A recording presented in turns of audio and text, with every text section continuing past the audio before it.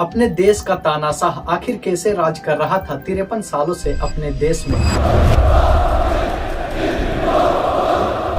और कैसे मैनिपुलेट कर रहे थे सारे कंट्री के लीडर्स उन्हें, यहाँ तक कि किसी को अंदाजा तक भी नहीं था कि लिखी गई दीवार पर एक लाइन से आज उसके कंट्री में एक तानाशाह से आजादी मिल जाएगी। तो चलिए डिटेल्स में समझते हैं वहाँ के तानाशाह और लोगों पर की गई एट्रोसिटी एंड कॉन्फ्लिक्ट के बारे में आज के इसी वीडियो में। हेलो दोस्तों, फरवरी साल 2011 में 14 साल के मुआविया ने कभी सपने में भी नहीं सोचा होगा कि उसकी एक लिखी गई छोटी सी लाइन आज उसके देश में इतना बड़ा मोड़ ले लेगा। और वहीं दुनिया भर की ताकतें रूस, ईरान, यूएस और यहाँ तक कि टेररिस्ट ऑर्गेनाइजेशन ISI ये सब एक दूसरे के अगेंस्ट में आके खड़े हो जाएंगे। हालांकि ISI का नाम चेंज करके बाद में ISIS कर दिया जाता है, इसके बारे में भी जानेंगे आगे इसी वीडियो में। वहीं भारत के वेस्ट तरफ सीरिया कंट्री पाया जाता है। सीरिया का टोटल पॉपुलेशन करीब 2,50,82,000 के आसपास है यूनाइटेड नेशन डेटा के अकॉर्डिंग।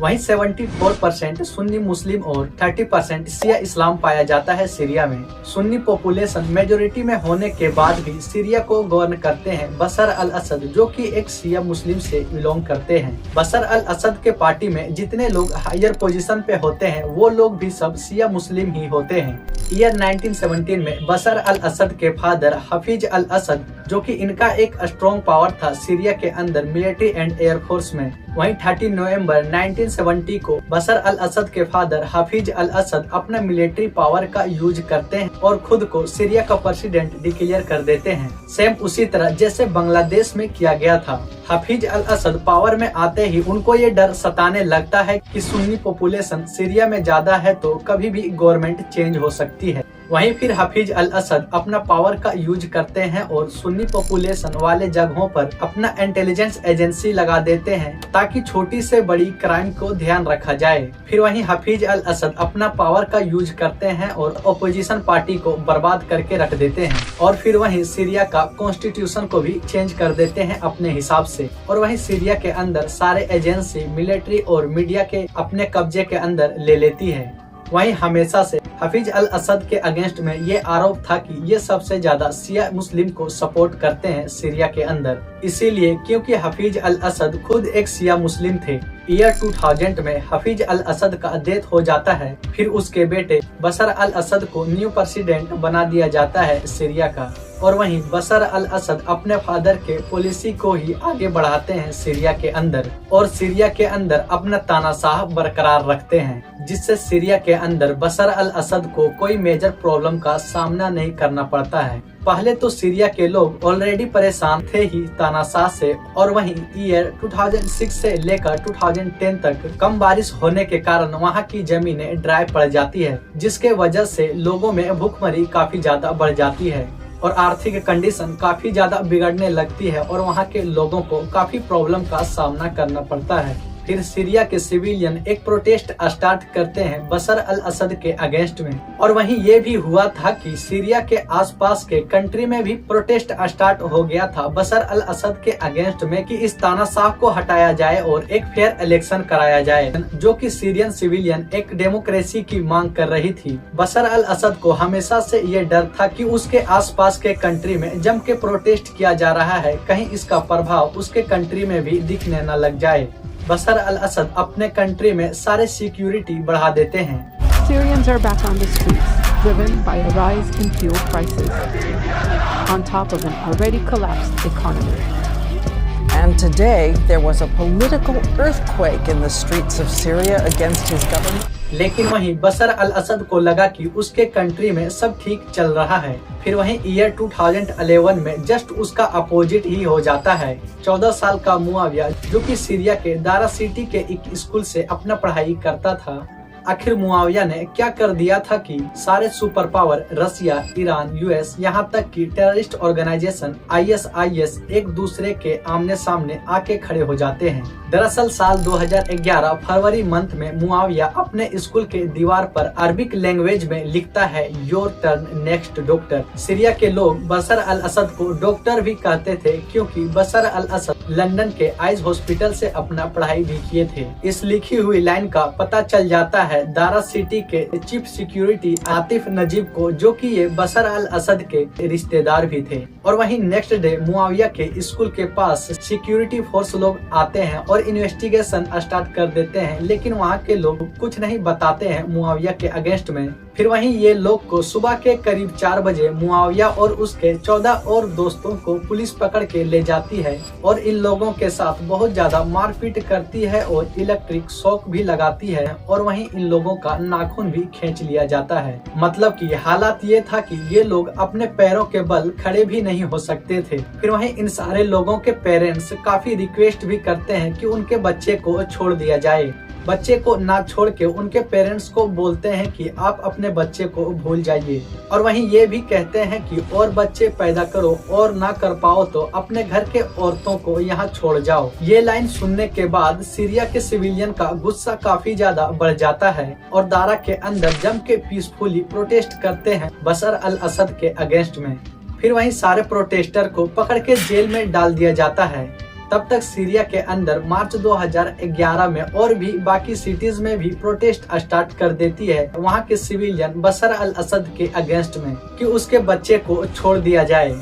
फिर लगभग 45 डेज हो चुका था और अप्रैल 2011 में उनके बच्चे को छोड़ दिया जाता है, लेकिन बच्चों का हालत इतना बुरा हो गया था कि वे लोग अपने पैरों के बल खड़े भी नहीं हो सकते थे। बच्चों का हालात देख के वहाँ के सिविलियन काफी ज्यादा गुस्सा हो जाते हैं और फिर लास्ट अप्रैल 2011 में जम के प्रोटेस्ट करना स्टार्ट कर देते हैं वहाँ के सिविलियन और इस बार कोई पीसफुल प्रोटेस्ट नहीं कर रहे थे। बशर अल असद के अगेंस्ट में रैलियां भी निकालते हैं और काफी नारेबाजी भी करते हैं। वहीं काफी हिंसा भी फैल जाता है। उसी दिन को फ्राइडे ऑफ डिग्निटी भी कहते हैं सीरिया में। प्रोटेस्ट के दौरान वहाँ के फोर्स गोलियां भी चलाते हैं जिससे बहुत लोग घायल भी हो जाते हैं और 6 लोगों की जान भी चली जाती है। फिर उनके जनाजे के साथ वहाँ के सिविलियन निकलते हैं और काफी नारेबाजी भी करते हैं वहाँ के गवर्नमेंट के अगेंस्ट, क्योंकि बशर अल असद सीरियन फोर्स को ये बता के रखा था कि कुछ भी हो जाए सीरिया के अंदर हिंसा को कंट्रोल करना है। वहीं पुलिस फायरिंग से काफी लोगों की जान चली जाती है और पूरे सीरिया के अंदर जम के प्रोटेस्ट होना स्टार्ट हो जाता है। वहीं अगर आप नॉर्मली सर्च करेंगे तो करीब 6,17,000 सिविलियन की जान चली गई है सीरियन वायलेंस के दौरान। वहीं ये भी था कि बहुत सारे मिलिटेंट मना भी करते थे अपने मिलिट्री को कि सिविलियन के ऊपर गोली मत बरसाओ।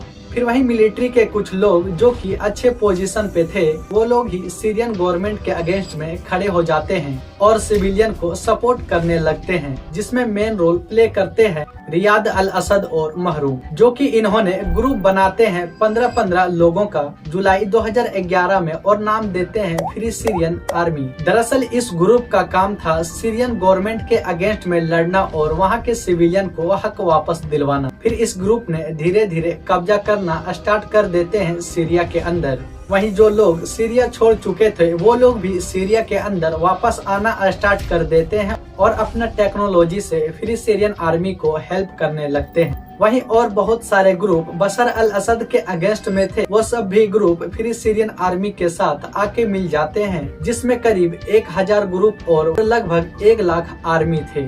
वहीं बाद में सीरियन मिलिट्री के पास कोई ऑप्शन नहीं बचता है तो वो सारे मिलिट्री फ्री सीरियन आर्मी के साथ आके जुड़ जाते हैं। और वही टाइम था जब ISI का नाम चेंज करके ISIS यानी कि Islamic state of Iraq and Syria कर दिया जाता है।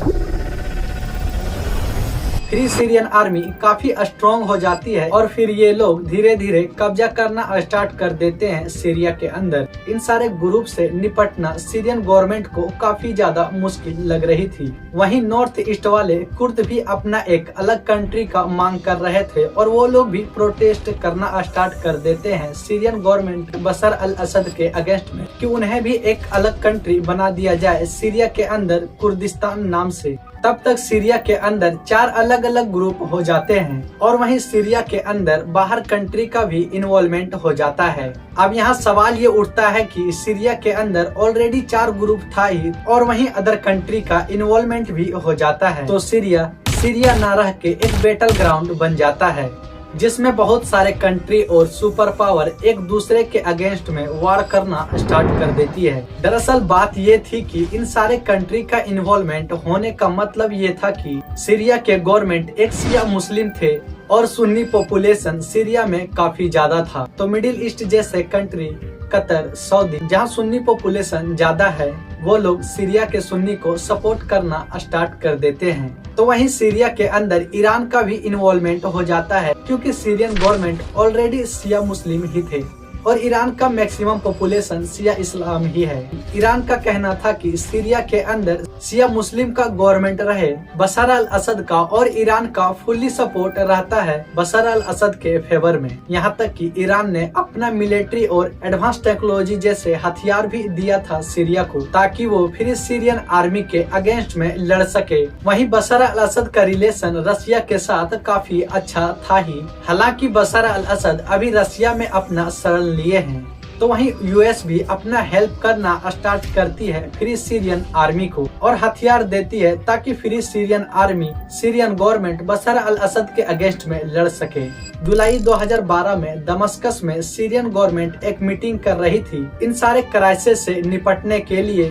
तो वहीं फ्री सीरियन आर्मी पूरे बिल्डिंग को ही उड़ा देते हैं बॉम्ब लगा के, जिसमें बशर अल असद के ब्रदर इन लॉ और डिफेंस मिनिस्टर का भी जान चला जाता है। फिर Syrian government Bashar al Asad काफी ज्यादा गुस्सा हो जाते हैं और फिर फ्री सीरियन आर्मी पे जम के अटैक करते हैं, जिसमें काफी रेबेलियंस का जान भी चला जाता है। लेकिन ये फ्री सीरियन आर्मी फिर भी पीछे नहीं हट रही थी, क्योंकि इसको फुली सपोर्ट मिल रहा था और हथियार भी मिल रहा था। जब Syrian government Bashar al Asad situation को अपने हाथों में नहीं कर पाते हैं, तो 21 अगस्त 2013 का केमिकल वेपन का यूज करती है सीरियन गवर्नमेंट और डेड बॉडी का ढेर लगा देते हैं औरतों और बच्चों के साथ। सीरियन गवर्नमेंट केमिकल वेपन का यूज करती है क्योंकि OPCW कन्वेंशन को साइन करके नहीं रखा है। वहीं 193 कंट्रीज ने OPCW कन्वेंशन को साइन करके रखा है, जिसमें भारत भी शामिल है। इस इंसिडेंट को लेकर पूरे देश में अपोज होने लगती है। Human rights watch and amnesty international ने यूएनओ को बोलकर इंटरनेशनल कोर्ट में ले जाने की बात कही थी। वहीं सीरियन सिविलियन को लगने लगा था कि बशर अल असद का बचना अब काफी मुश्किल है, लेकिन रशिया और चाइना वीटो करके सीरियन गवर्नमेंट को बचा लेती है। 2017 तक करीब 7 बार वीटो करके रशिया और China Syrian government Bashar al Asad को बचा ली थी। तो यूएस प्रेसिडेंट ओबामा अपोज करते हुए सीरिया पर काफी ज्यादा अटैक करते हैं। It is in the national security interests of the United States to respond to the Assad regime's use of chemical weapons through a targeted military. और Russia जो कि बशर अल असद को सपोर्ट कर रहे थे, और इसी तरह यूएस और रशिया एक दूसरे के सामने आके खड़े हो जाते हैं। वहीं 2015 में टर्की भी सीरिया के अंदर आ जाती है और नॉर्थ ईस्ट वाले कुर्द पर अटैक करने लगती है, क्योंकि टर्की को लगता था कि कहीं कुर्द लोग उनके ऊपर अटैक न कर दे। हमेशा से रशिया को बशर अल असद किसी भी कीमत पे चाहिए था। साल 2017 में बशर अल असद फिर एक बार केमिकल वेपन का यूज कर देते हैं, जिसमें 90 लोगों का जान चला जाता है, जिसमें 30 बच्चे भी थे, उनका भी जान चला जाता है। और फिर यूएसए का एंट्री होता है और सीरिया पर जम के अटैक करता है यूएसए, और वर्ल्ड का सबसे कॉम्प्लिकेटेड वार बन जाता है, जिसमें 4 लाख सिविलियन का जान चली गई थी। जो सिविलियन सीरिया के अंदर बच गए थे, वो लोग अपना जान बचा के भाग रहे थे समुद्री रास्ते से। वहीं 717 जर्नलिस्ट भी अपना जान गंवा देते हैं। वहीं 8 दिसंबर 2024 को बशर अल असद का गवर्नमेंट कोलैप्स हो जाता है, और वहीं by the help of opposition led by तहरीर अल शाम, Turkey and Syrian national army के मदद से सीरियन सिविलियन को आजादी मिल जाती है 53 सालों से राज कर रहे थे तानाशाह से। वहीं 14 साल के मुआविया ने कभी सपने में भी नहीं सोचा होगा कि उसकी एक छोटी सी दीवार पर लिखी हुई लाइन आज उसके देश के सिविलियन को आजादी मिल जाएगी। अगर वीडियो अच्छी लगी हो तो शेयर जरूर करें। धन्यवाद।